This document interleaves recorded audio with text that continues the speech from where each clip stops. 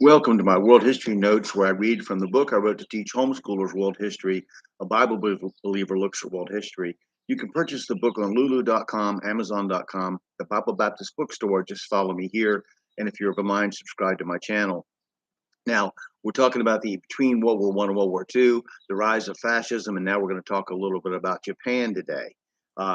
So Japan had a similar ideology to the Germans regarding Nazis, regarding racial superiority. Reading in Raymond Lamont Brown's Kempeitai, Japan's Dreaded Military Police, I learned that beginning in 1868, Japan's international activities were ruled by three basic tenets. One, Japan is the center of the world, with its ruler, the Tenno or emperor, a divine being who derives his divinity through ancestral descent from Amaterasu, Omikami, the goddess of the sun, who I've told you before is the Japanese equivalent of Ishtar in the Middle East. Number two, Japan's pantheon of gods, the kami, had Japan under their special protection, and that the people and soil of Japan, or Dai Nippon, and all of its institutions were superior to all others. And three, that Japan had a divine mission to bring all nations under submission to the emperor. Like the Aztecs, the Japanese saw their cruelties as divinely inspired, and like the Islamicists, their conquest of the world was inevitable in their minds. The guiding principle was called Hako Ichiu, the whole world under one rule, which meant Japanese domination. Japan spent the 1930s in a spending spree building a mighty army and navy to facilitate its plans to fulfill its territorial dreams, at least in Asia. They created the concept of the Greater East Asia Co-Prosperity Sphere, which became a slogan for Japanese attempts at domination of Asia. In 1937, after successfully conquering Shanghai, the Japanese launched an attack on the Chinese capital of Nanking.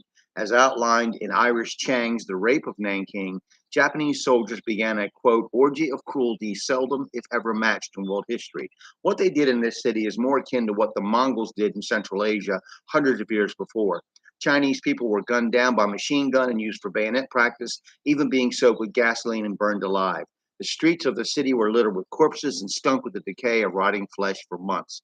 Some scholars put the death toll in just a few months as high as 350,000 people. More people died in this one Chinese city than were lost by some entire countries in the coming war. In 1933, FDR's government established diplomatic relations with the Soviet Union. Joseph Stalin, the Soviet Union's dictator, created a highly centralized economy with forced and rapid industrialization and collectivization of agriculture. This resulted in famines and millions of Russians dead. He instituted great purges against those who were not willing to cooperate with his vision of the country, and thousands were sent to the gulags. He had Leon Trotsky, a former colleague, executed. Stalin, it was said by Trotsky, was a monster compared to Lenin, and that, quote, rivers of blood separated Stalin from Lenin.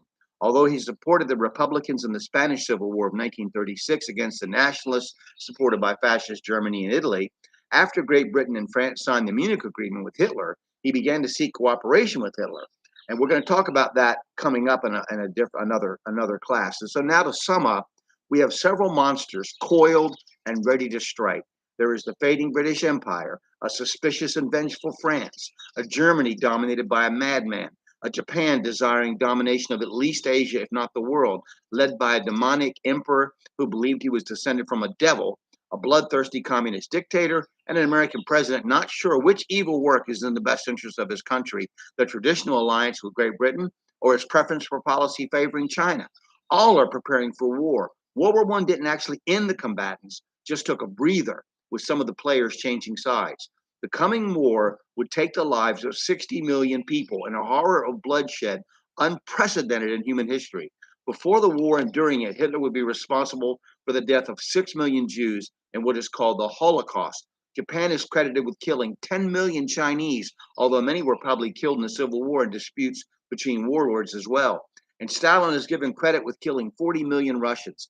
Bob Jones Sr. is credited with saying that hell is the judgment on sin hereafter, but war is its judgment in this present world. The stage has now been set for World War II, the greatest conflagration in the history of the world. The final scenes before the eruption of worldwide armies and mass murder I'm going to talk about that coming up. But I want to take a little side thing next about entertainment and things that were happening in the 1920s and 30s, and then we'll finish up with this section, and then we'll jump into World War II. we're getting close to the end of my first study, and we'll do some special topics, hopefully. All right, I really appreciate you listening. I hope you'll study world history, be interested in it, and look these things up. Have a good day.